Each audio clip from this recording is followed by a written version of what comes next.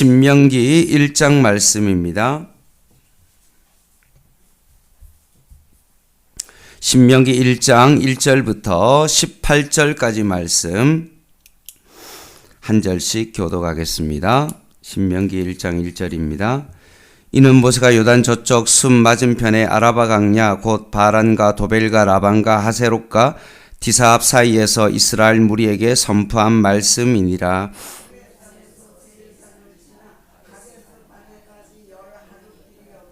마흔째 해 열한째 달 그 달 첫째 날에 모세가 이스라엘 자손에게 여호와께서 그들을 위하여 자기에게 주신 명령을 다 알렸으나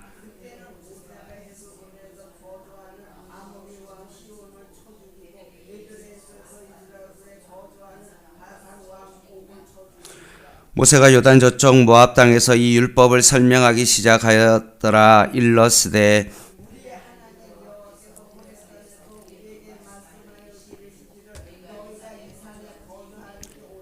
방향을 돌려 행진하여 아모리 족속의 산지로 가고 그 근방 곳으로 가고 아라바와 산지와 평지와 네겝과 해변과 가나안 족속의 땅과 레바논과 큰 강 유브라데까지 가라.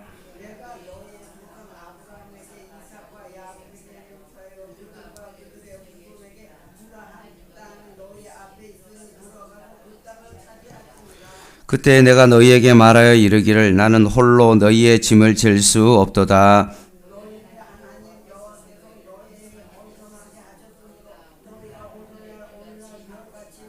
너희 조상의 하나님 여호와께서 너희를 현저보다 1000배나 많게 하시며 너희에게 허락하신 것과 같이 너희에게 복 주시기를 원하노라.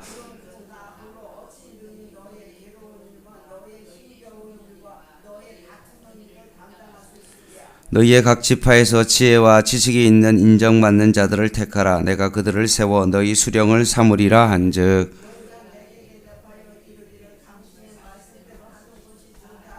내가 너희 지파의 수령으로 지혜가 있고 인정받는 자들을 취하여 너희의 수령을 삼되 곧 각 지파를 따라 천부장과 백부장과 50부장과 10부장과 조장을 삼고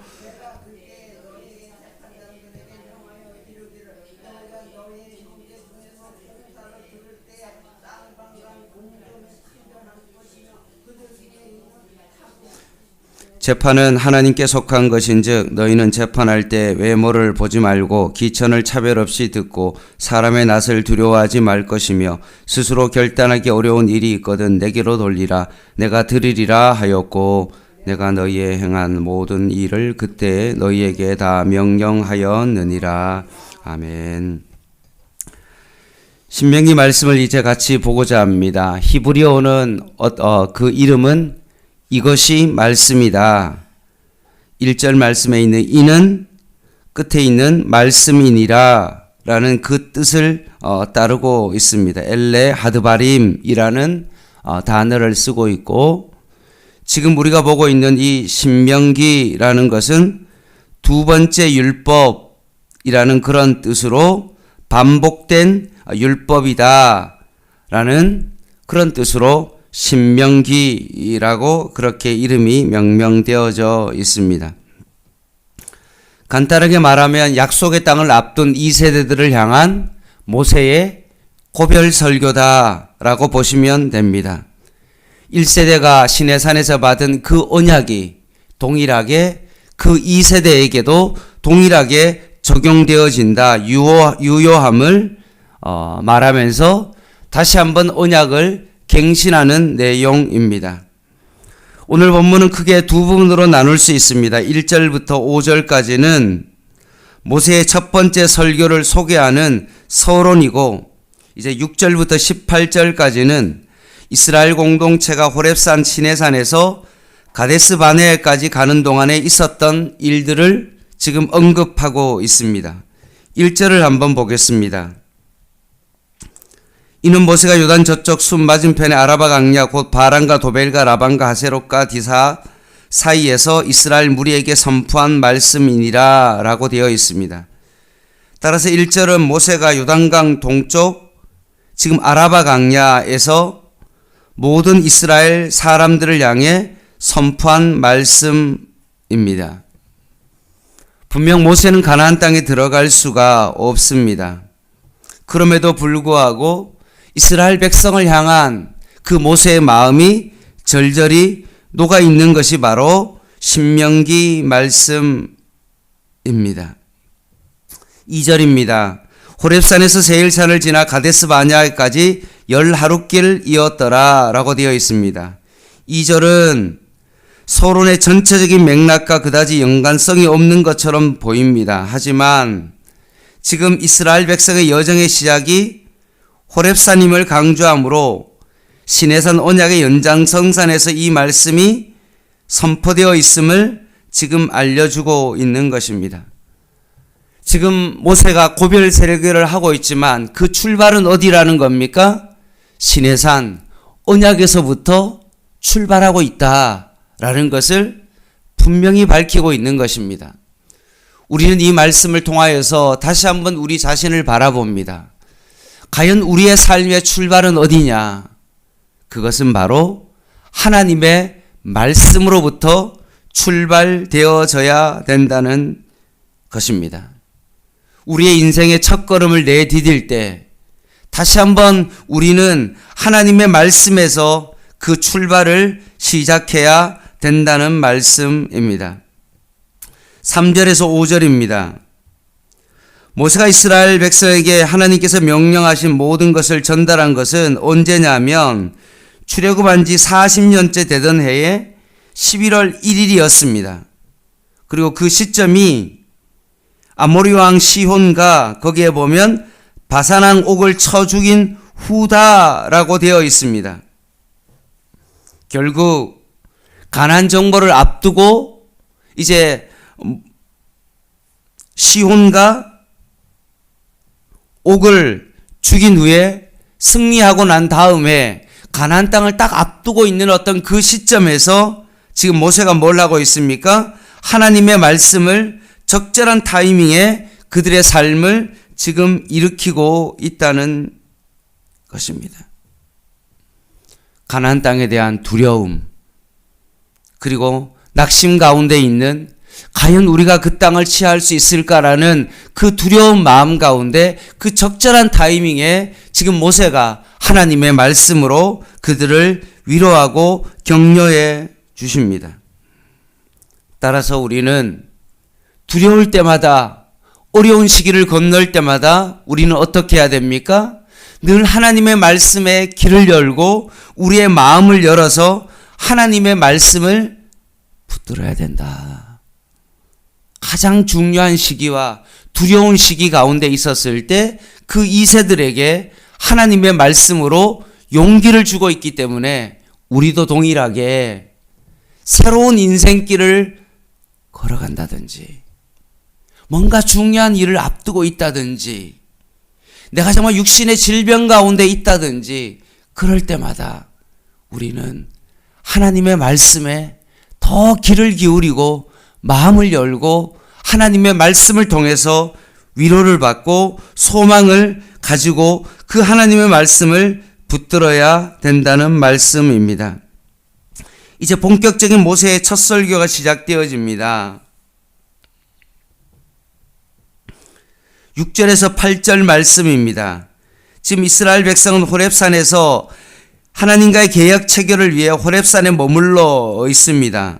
그 상황이 오늘 6절, 7절 말씀에 보면 이렇게 말씀합니다. 하나님은 그들에게 이 산에서 너무 오랫동안 머물렀으니 이제 방향을 돌려라.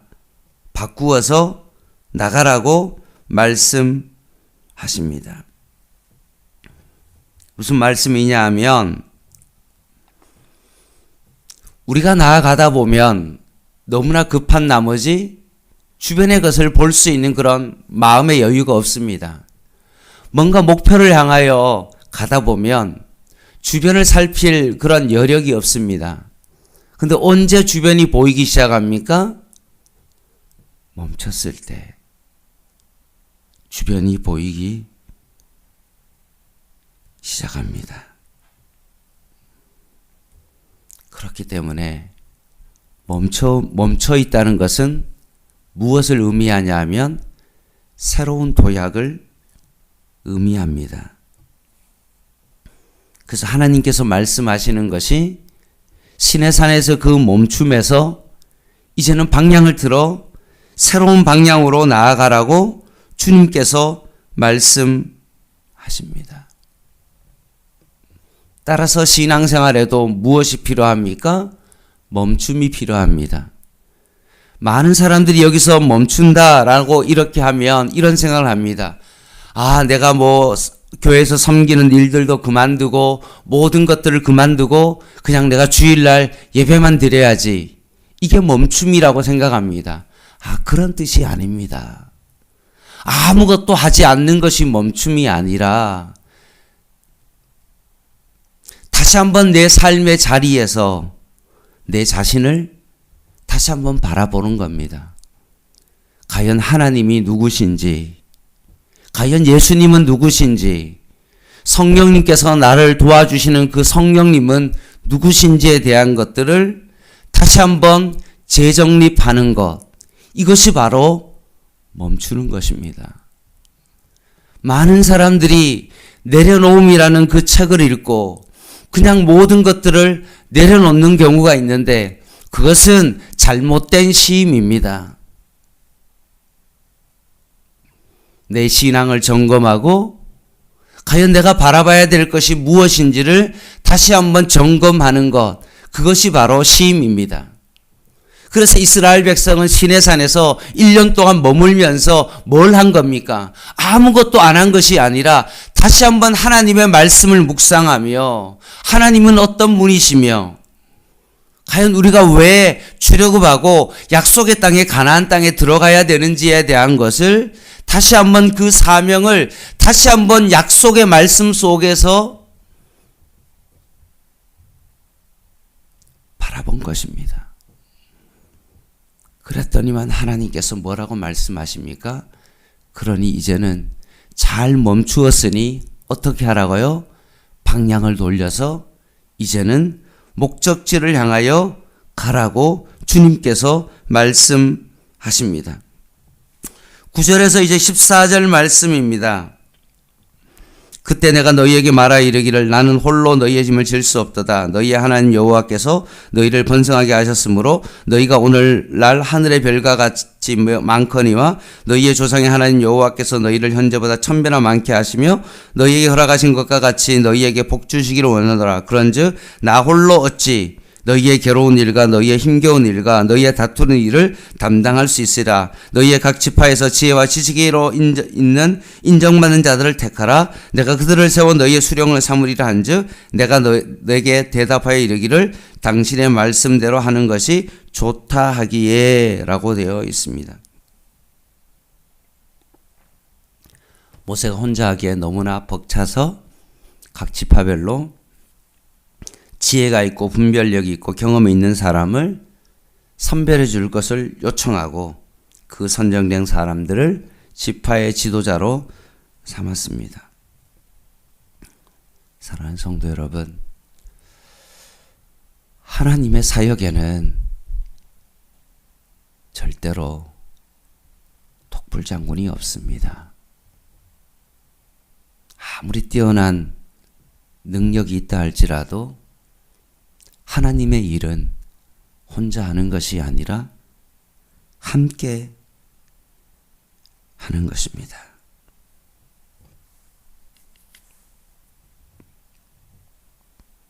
내가 어떤 일을 감당할 때 정말 무리가 된다라고 그러면 어떻게 해야 됩니까? 내 주변의 사람들에게 함께 하자고 도움을 구하는 영적 순발력이 필요합니다. 그래서 모세가 주변의 사람들에게 지혜 있는 자들에게 경험이 있는 자들에게 도움을 요청했던 것입니다. 16절에서 17절 말씀입니다. 모세가 짐을 나누어 맡게 된 지파의 대표들은 재판의 업무도 담당하게 됐습니다. 그들에게 가장 중요한 것이 무엇이었습니까? 16절, 17절 보면 뭐가 가장 중요했습니까? 재판에서 공정성입니다. 이스라엘 사람이라고 자국인이라고 봐주지 말고 타국인이라도 이방인이라도 어떻게 했습니까? 외모를 보지 말고 기천 차별 없이 사람의 낯을 두려워하지 아니하고 공정하게 그것을 재판해라. 결정하기 어려우면 그 일을 내게로 가지고 와라 라고 말씀합니다. 왜 그렇게 공정하게 해야 됩니까? 하나님의 대신 재판하는 것이기 때문에 그렇습니다. 말씀을 마무리하겠습니다. 그리스도인은 자신을 하나님의 자리에 절대로 올려놓을 수가 없습니다. 꼭 자신이 하나님처럼 일을 하는 것은 절대로 옳은 방법이 아닙니다. 혼자 모든 일을 다 한다. 그것은 예수님의 제자의 모습이 아닙니다. 어떻게 해야 됩니까? 늘 예수님과 함께하고 그리고 늘 우리가 예수님처럼 되려고 하고 그리고 또한 예수님처럼 살아가고 예수님도 12 제자와 함께 하나님의 사역을 같이 했던 것처럼 우리도 예수님처럼 되려면 어떻게 해야 됩니까? 주변의 사람들과 함께 하나님의 일을 감당해야 됩니다. 이것이 바로 예수님의 진정한 제자입니다.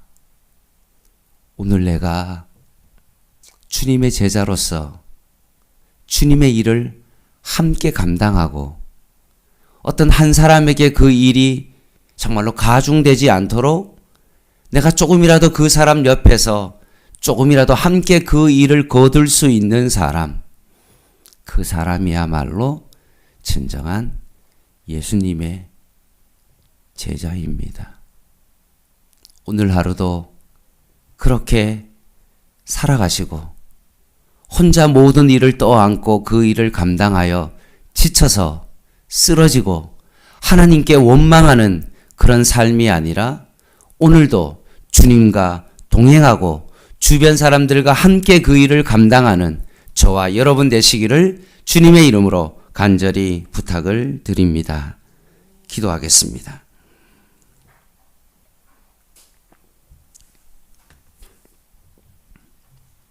하나님 아버지, 오늘도 우리의 삶의 출발점이 말씀이 되기를 원하고 늘 기도보다 성령보다 앞서지 않기 위하여 오늘도 이 아침에 주님 전에 나왔사오니 늘 우리의 삶이 언약으로부터 말씀으로부터 출발하게 하여 주시고 늘 우리의 삶이 나 혼자가 아닌 예수님과 동행하며 주변의 이웃들과 함께하는 그런 삶을 살게 하여 주시옵소서.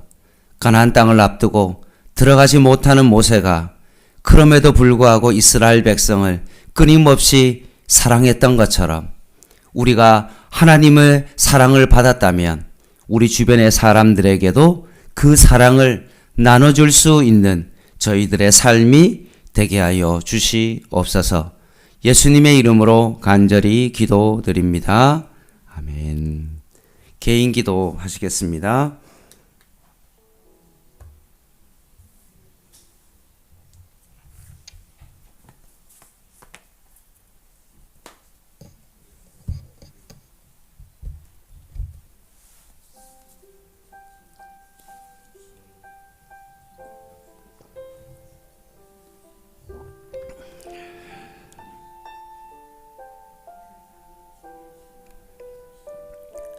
오늘도 내 생각대로 아무 생각 없이 살아가지 않게 하시고 기도하는 순간에도 하나님과 말씀 속에서 동행하게 하시고 오늘도 만나는 모든 사람 속에 지나가는 많은 사람들 속에서도 주님과 동행하는 삶을 살아가게 하여 주시옵소서. 육신의 연약함 속에서도 주님과 동행하며 24시간 예수님과 함께하는 그 삶이 나의 삶이 되게 하여 주시옵소서.